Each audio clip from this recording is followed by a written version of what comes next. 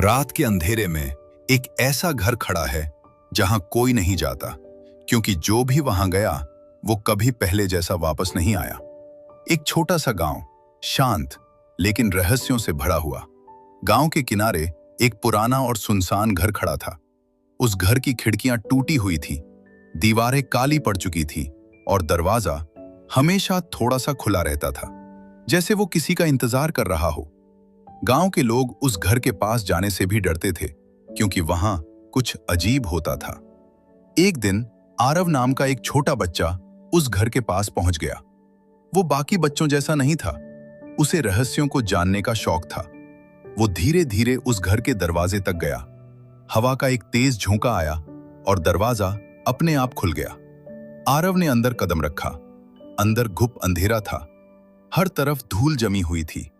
दीवारों पर पुरानी तस्वीरें टंगी थीं, जिनमें लोगों के चेहरे अजीब तरीके से धुंधले थे। अचानक दरवाजा उसके पीछे से जोर से बंद हो गया। घर के अंदर अब सिर्फ खामोशी थी, लेकिन फिर टक टक टक कदमों की आवाजें और तेज होने लगीं, जैसे कोई उसके पीछे चल रहा हो। आरव ने पीछे मुड़कर देखा, लेकिन वहां कोई नहीं था। अचानक दीवार पर टंगी एक तस्वीर हिलने लगी और नीचे गिर गई। उसके पीछे एक छुपा हुआ रास्ता था। आरव धीरे धीरे उस रास्ते में आगे बढ़ा। जैसे जैसे वो आगे बढ़ता गया, उसे महसूस हुआ कोई उसके बहुत करीब है। फिर अंधेरे में दो चमकती हुई आंखें दिखाई दी। वो आंखें धीरे धीरे पास आने लगीं। आरव पीछे हटने लगा, लेकिन उसका पैर फिसला और वो जमीन पर गिर गया।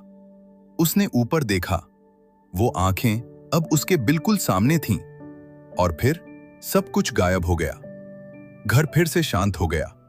आरव किसी तरह उठकर भागा और बाहर निकल गया। वो बिना पीछे देखे दौड़ता रहा। अगले दिन गांव वालों ने देखा, वो घर फिर से बंद था, लेकिन दरवाजे पर एक नया निशान था, दो चमकती हुई आंखों जैसा।